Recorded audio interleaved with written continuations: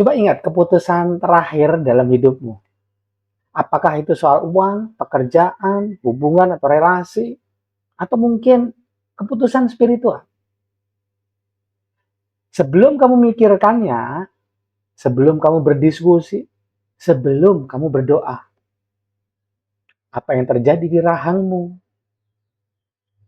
Karena banyak keputusan penting, nggak gagal karena kurang logika, tapi karena tubuhnya sedang siaga. Dan rahang adalah tombol siaga paling jujur di tubuhmu. Nah, di akhir video ini, aku akan ajak kamu satu latihan sederhana, bukan teori, supaya tubuhmu sendiri yang menjawab. Nah, sekarang aja nih, tanpa mengubah apapun, coba cek rahangmu. Menggigit atau longgar? Tuliskan di kolom komentar ya, kayak gimana pengalamanmu saat ini. Sekarang aja, tanpa mengubah apapun, coba cek rahangmu. Menggigit, kenceng, atau longgar? Halo Sobat Energi Suara Jiwa, aku Coach Erlangga. Di beberapa episode terakhir, kita bicara tentang tubuh yang selalu siaga. Tentang kenapa hidup, rezeki, dan relasi terasa berat. Nah, hari ini kita masuk ke bagian yang lebih spesifik.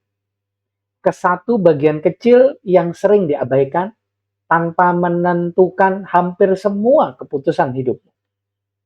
Apa itu? Rahang. Dan hubungannya dengan nafas, sistem saraf, energi spiritual dari PCT. Pikiran, tindakan, dan realita yang kamu alami. Keputusan itu nggak lahir di pikiran. Dia lahir dari wadah yang lebih dulu siap atau siaga. Diawali dari mana? Dari satu bagian yang menghidupi kita yang jiwa dan tubuh ini. Itu adalah bagian yang sering disebut sebagai ruh atau PCT, percikan cahaya Tuhan. Dia adalah sumber dari arus kehidupan. Dan dia bukan konsep, dia bukan ide, dia adalah daya hidup yang mengalir lebih dulu ke jiwa, bukan ke pikiran. Saat percikan cahaya Tuhan, saat energi spiritual dari percikan cahaya Tuhan mengalir dengan tenang, dia akan menghidupi 7 lapisan jiwa. Dari yang paling dalam sampai yang paling dekat dengan otak dan perilaku. Yang paling dalam, yang berdekatan dengan PCT, itu ada jiwa suci. Dialah yang akan menselaraskan arah hidup. Ada juga jiwa murni. Jiwa murni adalah yang jernih tanpa beban. Ada juga jiwa bijak yang mampu melihat dengan utuh. Ada juga jiwa tenang yang mampu tinggal di hidup. Ada jiwa keinginan yang mengejar atau menolak. Ada juga amarah atau waspada, siap diserang. Ada juga jiwa ego, tempat bertahan, aman atau tidak. Nah, lapisan-lapisan jiwa ini bukan teori. Mereka hidup sebagai rasa di dalam tubuh kita. Nah, kalau arus energi spiritual dari PCT tersendat, itu bukan karena jiwa menolak. Biasanya karena wadah di bawahnya, entah saraf, entah nafas, entah organ, yang belum merasa aman. Nah, kalau hidupmu sering mendadak tegang, ketika ada keputusan penting yang harus dibuat, kira-kira lapisan jiwa mana nih yang menurutmu belum benar-benar bisa distabilkan? Lapisan jiwa yang mana nih? Kira-kira tuliskan di kolom komentar ya. Terus kemudian ada jiwa yang mengirimkan rasa dan kemudian sistem energi dan saraf. Nah, dari jiwa, arus energi spiritual turun menjadi rasa. Dan rasa inilah yang akan mengaktifkan sistem energi, memberi perintah ke sistem saraf. Polanya sederhana tapi menentukan. Jiwa merasa aman. Kemudian saraf parasimpatik jadi aktif. Kemudian jiwa merasa terancam, maka saraf simpatik aktif. Dan di seluruh tubuh kita, manusia ini, indikator tercepat dari perintah ini adalah rahang. Sebelum pikiran bekerja, rahang sudah memutuskan apakah hidup sedang aman atau harus siaga. Sekarang juga nih, coba nih cek rahangmu, sedang menggigit atau melepas. Tuliskan di kolom komentar ya. Nanti kita lihat, jawaban-jawaban ini membuat kita jadi sama-sama tahu, oh kondisinya sobat-sobat yang lain seperti ini, gitu. Nanti aku bacakan satu-satu.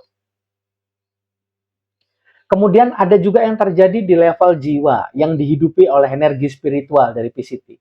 Kenapa intuisi tertutup? Nah, di bagian ini nih. Energi jiwa yang sering disebut sebagai rasa, emotion, energi in motion, carrying some information. Nggak pernah memaksa untuk masuk ke sistem tubuh bagian yang lebih luar daripada jiwa. Dia hanya mengalir ke tubuh yang berkata, aku aman. Nah, rahang yang sedang mengunci, itu ngomongnya kayak gini nih. Aku belum aman.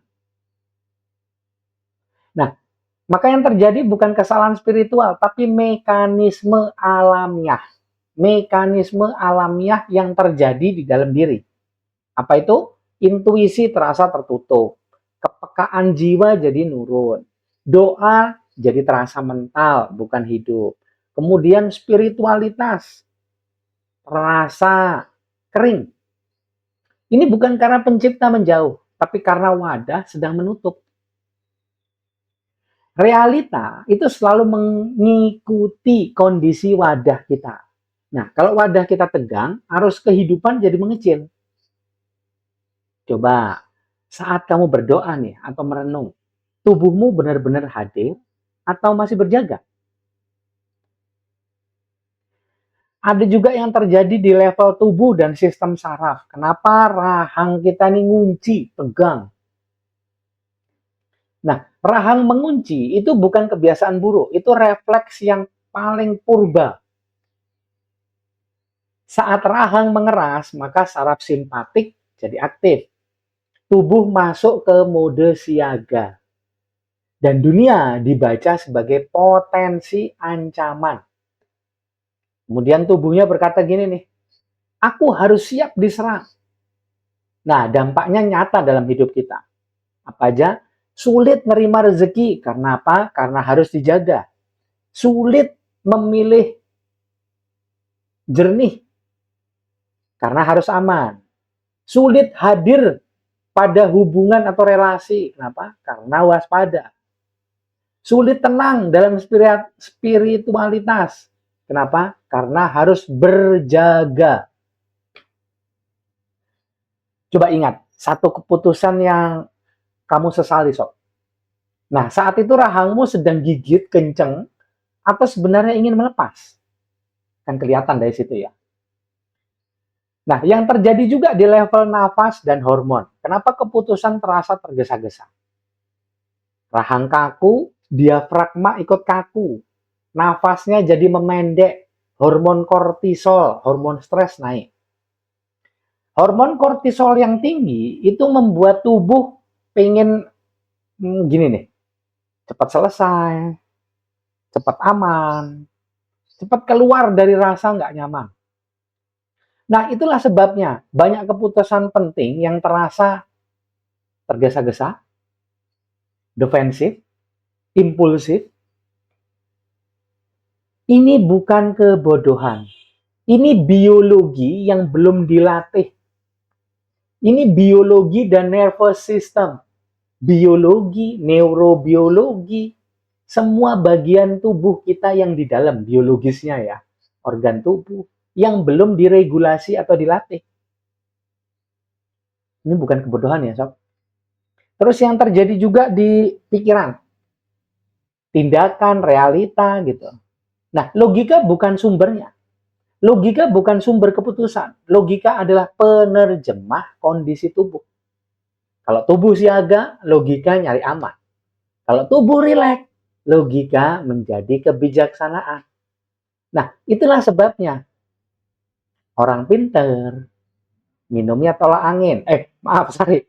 Orang pinter tetap salah pilih. Orang saleh tetap bingung. Orang baik tetap terseret konflik. Itu bukan karena kurang ilmu. Ini karena rahang yang belum dilepaskan. Nah, kalau logikamu sering benar tapi nyakitin, tubuhmu itu sedang di mode apa nih? Coba dicari tahu. Nah, kenapa ini jarang diajarkan detail-detailnya nih ya? Padahal di matrik jiwa kita bekerja. Di matrik jiwa, semua ini dibaca di tubuh, bukan disimpulkan di sini. Lapisan jiwa mana yang belum tenang? Saraf mana yang hidup di siaga? Organ tubuh mana yang menahan? Dan di titik mana arus dari PCT, arus energi spiritual ini tersendat? Baru kemudian latihannya dipersonalisasi. Bukan afirmasi umum yang semua sama, enggak. Bukan nafas yang seragam, bukan. Tapi presisi ke pintu yang tepat yang mengarah kepada akar masalah. Akar masalah, bukan hasil dari akar masalah ya. Tapi ke akar masalah. Kenapa? Karena setiap orang menahan hidup di titik yang berbeda. Nah, kalau satu bagian kecil seperti rahang, itu bisa mengubah cara hidup ketika memilih. Bayangkan, apa yang terjadi saat seluruh peta dirimu terbaca dengan presisi. Nah, urutannya selalu sama ya sob nih. Energi spiritual dari PCT ngalir. Terus kemudian alirannya kemana? Ke jiwa dulu. Di situ ada 7 lapisan jiwa yang menerima. 7 lapisan jiwa ini dalam budaya Jawa sering disebut sebagai sedulur papat timo pancar. 7 lapisan jiwa, aku ulangin lagi, ada bagian yang paling dekat dengan ruh atau PCT, itu sering disebut sebagai diri sejati. Apa aja itu? Jiwa suci, jiwa murni, jiwa bijak. Kemudian lapisan tengah, jiwa tenang. Lapisan tenang ini yang memisahkan antara diri sejati dan diri palsu. Diri palsu yang berdekatan dengan logika. Diri palsu itu ada ego, amarah, keinginan. Nah, 7 lapisan jiwa ini yang menerima energi dari PCT. Baru kemudian rasa muncul. Terus akhirnya mengalir kepada sistem energi dan saraf aktif. Baru kemudian organ tubuh merespon. Rahang, nafas, dada, perut. Baru kemudian pikiran menyusun alasan. Akhirnya tindakan diambil dan realita terbentuk. Nah, kalau urutan ini dipotong dan langsung kepikiran, maka hasilnya itu hampir selalu sama. Bingung, berat, atau nyesal. Nah, coba cek rahangmu. Kalau rahangmu bisa milih, hidupmu mungkin memilih lebih jujur tuh. Coba cek rahangmu ya. Aku pernah mendampingin satu klien pengusaha, entrepreneur. Kalau dilihat dari luar, semuanya udah sip banget, keren. Usahanya jalan, timnya ada, relasinya kuat, peluang besar terbuka. Tapi setiap mau ambil keputusan besar, seringkali atau hampir selalu berhenti di detik terakhir. Bukan batal, bukan gagal, tapi ragu yang nggak bisa dijelaskan. Nah, dia bilang ke aku kayak gini nih, Coach, aku tahu ini langkah yang tepat, tapi tubuhku kok kayak nahan ya. Nah, kalimat itu penting banget, karena yang nahan itu bukan pikirannya. Nah, ketika dibaca matrik jiwanya, yang muncul itu bukan kurang iman, bukan kurang strategi, bukan kurang visi, bukan juga kurang keberanian. Yang muncul justru, nih, dan ini konsisten di banyak entrepreneur terjadi nih, di banyak pengusaha. Apa itu? Rahang yang selalu ngunci saat bicara soal masa depan. Nafas yang berhenti di dada, nggak turun ke perut. Sistem saraf yang hidup di mode jaga diri. Kemudian lapisan jiwa tenang dan bijak udah aktif. Tapi lapisan ego bertahan, belum merasa aman. Artinya gini nih, ini sederhana tapi krusial banget ya sob. Jiwa udah siap naik kelas. Tapi tubuh belum percaya kalau itu aman. Nah, di titik inilah banyak orang yang keliru menyebut itu tadi sebagai kurang yakin atau malah takut gagal. Padahal yang terjadi adalah tubuh belum siap menampung hidup yang lebih besar. Ternyata ini bukan takut gagal, tapi takut sukses. Nah, kemudian ketika klien ini masuk ke PCT Awakening ya, nah di program 3, kita masuk ke PCT Awakening. Jadi ruh atau percikan cahaya Tuhan itu dibangkitkan. Ini bukan cuma soal ngelihat cahaya. Ini adalah soal bagaimana berinteraksi dengan cahaya. Dan ini bukan ritual simbolik, bukan afirmasi massal, bukan sugesti pokoknya percaya aja, bukan. Ini bukan pemberian doktrin-doktrin rahasia dari kitab-kitab yang dirahasiakan. Ini bukan itu. Ini penyelarasan arus kehidupan ke wadah biologis. Ini penyelarasan arus kehidupan ke wadah biologis. Karena percikan cahaya Tuhan nggak turun ke pikiran. Nah, urutannya selalu gini, Sob.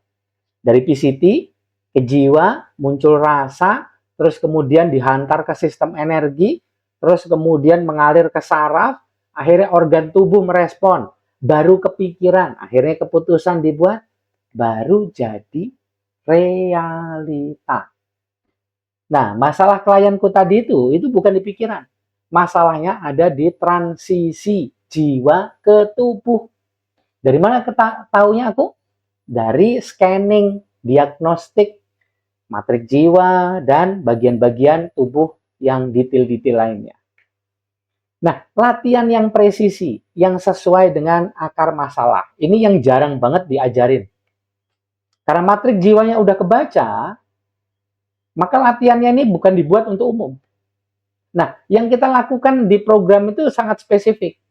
Latihan rahang, itu bukan supaya santai, tapi supaya alarm masa depan turun. Latihan nafas ke perut bawah, bukan untuk relaksasi, tapi supaya identitas tubuh bisa memegang hidup yang besar. Kemudian ada latihan jeda sebelum keputusan. Melatih tubuh tinggal di rasa aman. Itu kira-kira sekitar 30 detik. Tanpa lari ke logika atau penundaan. Akhirnya ada juga sinkronisasi PCT, percikan cahaya Tuhan ke lapisan jiwa tenang dan bijak. Supaya arus intuisi nggak ketahan oleh lapisan yang bertahan. Nah, ini bukan latihan biar berani. Ini latihan supaya tubuh nggak panik waktu hidup membesar. Dan ini nggak bisa disalin dari YouTube ya. Nggak bisa didapat dari sosial media. Kenapa? Karena kuncinya, karena setiap orang punya titik kunci yang beda-beda. Organ yang dominan juga beda. Lapisan jiwa yang menahan juga beda. Cerita kehidupan juga selalu berbeda. Nah, apa yang terjadi ketika ada yang sering aku sebut sebagai momen pergeseran? Saat lapisan yang dalam eterik, mulai dari ruh, jiwa, ke tubuh, saat penghayatan atau embodiment terjadi. Yang berubah bukan mentalnya, Sob. Yang berubah bukan logikanya. Yang berubah adalah wadah biologisnya. Dan dampaknya nyata. Rahang mulai rileks otomatis saat bicara ekspansi. Nafas tetap turun ke perut, walaupun angka besar dibahas. Tubuh nggak lagi ingin kabur di detik saat ngambil keputusan. Dan akhirnya keputusan muncul dengan sedikit atau hampir tanpa drama batin. Bukan nekat, bukan impulsif, bukan ditahan. Akhirnya tubuhnya bilang gini, satu kalimat yang jujur. Sekarang aku tetap rasional. Klienku bilang gini nih. Karena dia udah kenal tubuhnya. Sekarang aku tetap rasional, tapi tubuhku nggak lagi menghalangi langkahku sendiri. Nah, disitulah keputusan besar akhirnya diambil. Bukan karena berani. Tapi karena tubuhnya nggak lagi membaca masa depan sebagai ancaman. Nah, ini jarang banget detail-detailnya dibahas. Karena biasanya yang masuk ke zona spiritual, yang penting menyadari bagian mana yang disadari. Apa yang menyadari apa. Kesadaran mana? Kesadaran logika, kesadaran tubuh, kesadaran jiwa, kesadaran spiritual, yang mana yang menyadari apa. Dan bagaimana teknik untuk masuk ke kesadaran itu. Baru satu. Ini bukan teori spiritual. Ini bukan doktrin yang harus diingat. Kemudian nanti melibatkan pikiran lagi, penalaran logis, ngutak-ngatik, bukan di sini, tapi di sini. Seluruh bagian tubuh. Nah, ini bukan teori spiritual. Kenapa? Karena ini membutuhkan pembacaan matriks jiwa, pemahaman saraf dan organ, pemetaan lapisan jiwa, dan pengalaman langsung membaca respon tubuh. Kebanyakan orang tahu konsepnya, tahu istilahnya, tahu ayat dan afirmasinya. Memakai pakaian yang tepat sehingga disakralkan. Ups. Tapi nggak tahu di mana tubuh nahan. Dan selama titik itu nggak disentuh, yang bertahan tadi ya, maka keputusan besar akan selalu ditunda, dirasionalisasi, atau disesali setelah diambil.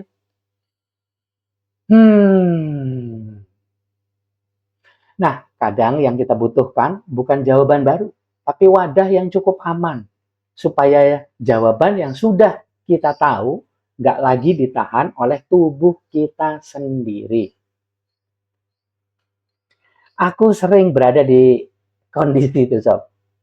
Merasa udah banyak, belajar banyak hal, udah ikut ini itu, udah paham itu, udah tahu konsep jiwa, udah tahu energi, hafal. Kalau arah hidup itu nanti begini, begini, begini. Wus.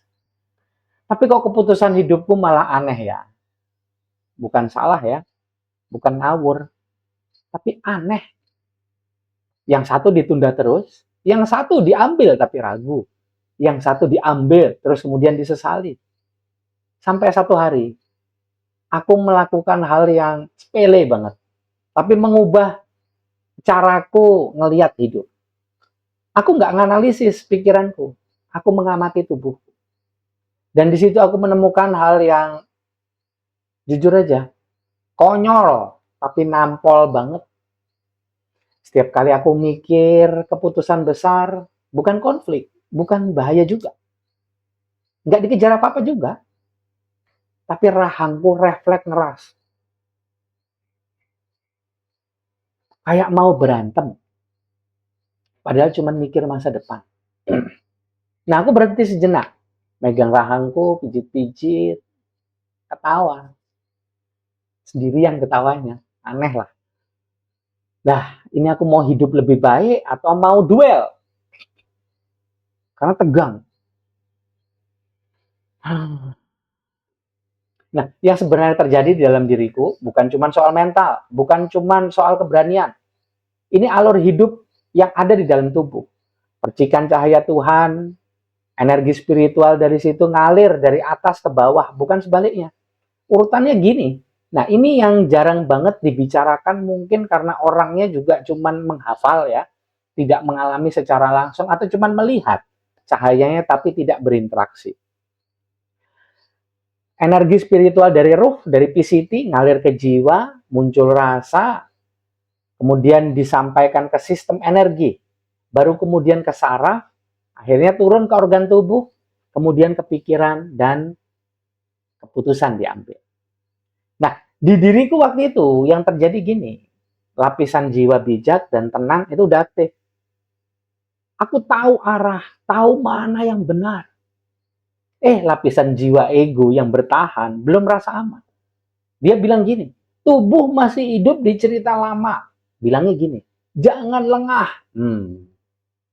Akhirnya, aku yang jiwa bilang, ayo maju. Tapi saraf bilang, bahaya nih.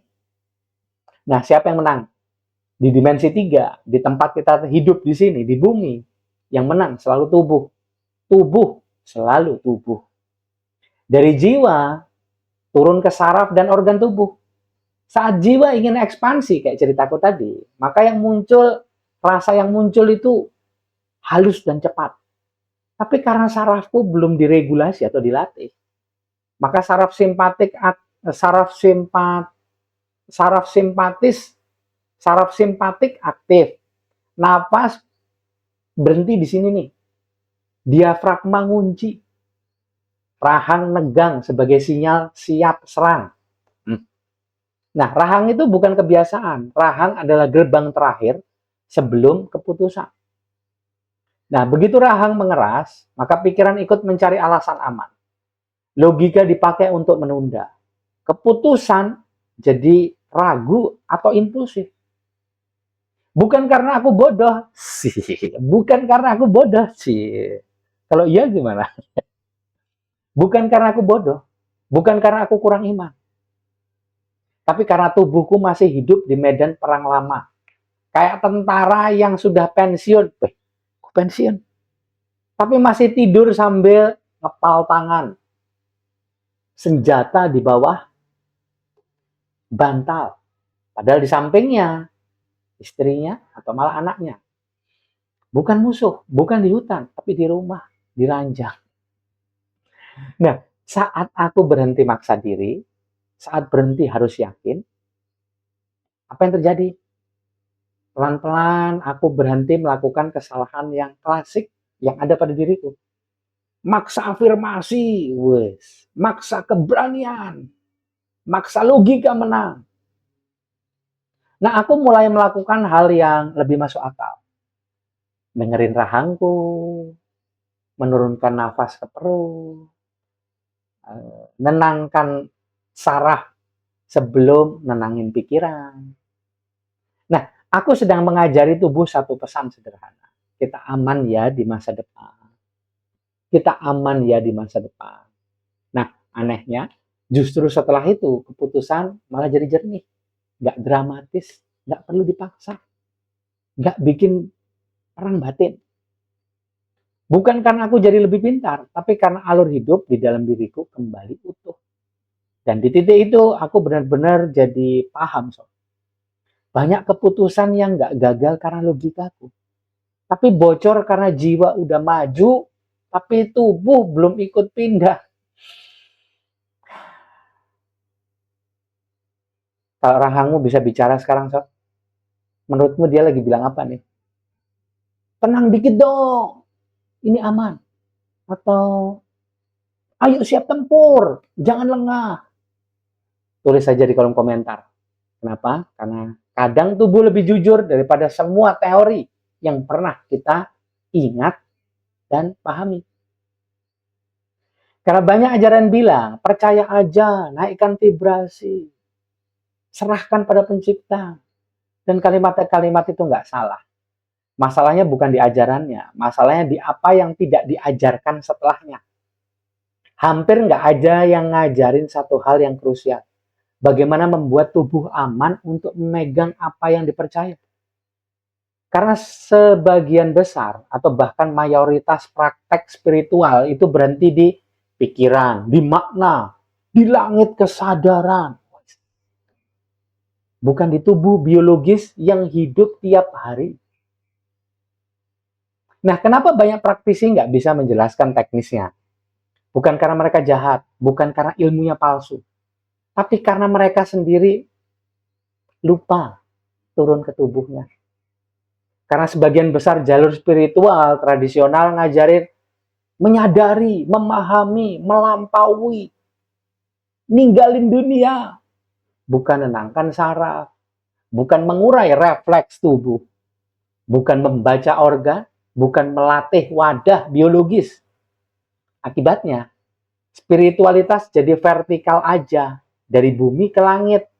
Padahal hidup sehari-hari, soal uang, relasi, keputusan, di career, bisnis, di konflik, di tanggung jawab, itu horizontal.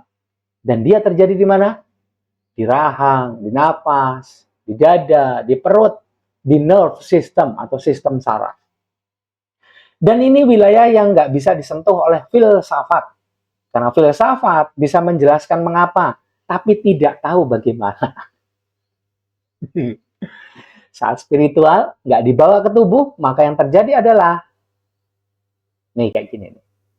Tanpa tubuh, iman jadi wacana, doa jadi ide, spiritualitas jadi konsep indah. Tapi saat keputusan hidup datang, tubuh masih siaga, rahang masih ngunci, nafas jadi pendek-pendek, saraf masih hidup di cerita lama. Maka keputusan nggak lahir dari iman, dia lahir dari takut yang lebih dulu aktif. Tapi lucunya, orang bisa sangat paham tentang pencipta yang disebut sebagai Tuhan, tapi tetap bingung saat milih. Orang bisa rajin berdoa, tapi tetap ragu saat bertindak. Orang bisa hafal ayat, tapi tubuhnya belum pernah merasa aman. Bukan karena ilmunya salah, tapi karena ilmu itu nggak pernah diajarkan cara turun ke jaringan hidup. Nah, kenapa spiritual sering di langit, bukan di keputusan? Karena membawa spiritual ke tubuh, itu nggak nyaman. Dia memaksa kita ngelihat refleks rahang, nafas yang ketahan, saraf yang hidup di masa lalu, di organ yang nyimpen cerita lama. Dan itu bukan wilayah yang populer.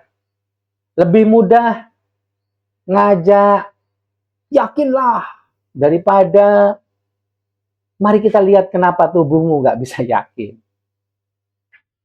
Lebih mudah mengajarkan, lepaskan aja, daripada mari kita cari bagian tubuh mana yang masih menggenggam. Karena yang kedua, nggak bisa diajarin tanpa pengalaman langsung, tanpa pembacaan tubuh, tanpa latihan yang presisi. Spiritualitas sejati nggak diuji saat meditasi. Dia diuji saat ngambil keputusan besar, saat megang rezeki, saat memilih arah hidup, saat berkata ya atau tidak. Nah, di momen itu, tubuh selalu lebih jujur daripada pikiran. Kalau tubuh belum aman, maka seindah apapun keyakinanmu, keputusan tetap bocor. Bukan apa yang kamu pahami ya sob, tapi kondisi tubuh saat kamu memahaminya. Karena hidup nggak dijalani oleh konsep, dia dijalani oleh tubuh yang sadar atau tidak, sedang berjaga atau sedang hidup. Jangan lupa, seruput dulu kopinya. Kita akan masuk ke bagian latihan. Selamat ngopi semuanya. Cheers. Nah, sekarang kita nggak mau memperbaiki apapun ya. Kita cuma mau nemanin tubuh. Karena saat tubuh aman, keputusan akan mengikuti. Yuk kita latihan. Nah, sebelum dimulai, jangan diubah apapun dulu. Kita menyapa tubuh sebelum memperbaikinya. Ini adalah starting awareness, kesadaran di awal. Menyapa saraf yang jarang disadari. Coba sekarang, arahkan perhatian ke ujung-ujung jarimu. Arahkan perhatian ke ujung jari di tanganmu. Rasakan ujung jari. Telapak tangan, hangat atau dinginnya aliran darah. Coba sadari, jantungmu sedang mompa ke sana tanpa kamu suruh, tanpa kamu atur. Coba sekarang geser perhatianmu ke bahu, rahang, leher.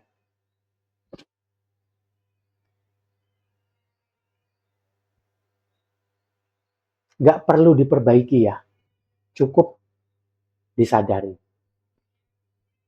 Apakah berhenti pada kesadaran menyadari? No. Coba diperhatikan. Apa ada yang menggenggam, nahan, atau siap? Nah, kalau tubuhmu jujur, bagian mana yang paling siaga saat ini? Coba tuliskan di kolom komentar. sebelum kita mulai. Nah, sekarang kita mulai. Taruh telapak tangan kiri di dada, telapak tangan kanan di perut. Tarik nafas lewat hidung 4 hitungan. 1, 2, 3, 4. Kembangkan perutnya. Hembuskan nafas lewat mulut 6 hitungan. Kempiskan perutnya. Tarik nafas lewat hidung 4 hitungan. Kembangkan perutnya. Lepaskan nafas lewat mulut 6 hitungan. Kempiskan perutnya. Lagi. Tarik nafas lewat hidung 4 hitungan. Lepaskan lewat mulut 6 hitungan.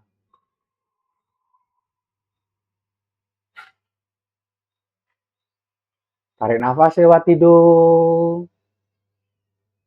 Lepaskan lewat mulut. Saat menghembuskan, biarkan rahangnya melunak. Nggak perlu dilepas, paksa. Cukup izinkan. Bayangkan, setiap kali hembusan, rahang turun setengah tingkat. Dari mode siaga, masuk ke mode hadir.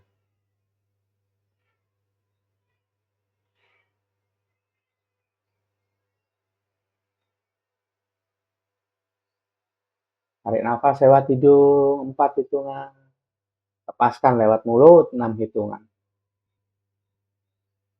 Habiskan nafasnya, kempeskan perutnya, tahan nafas. Ucapkan, aku aman mengambil keputusan dari hadir. Kembali nafasnya, tarik lewat hidung, lepaskan lewat mulut. Biarkan kalimat itu tadi nggak masuk ke kepala, tapi turun ke rahang, dada, dan perut.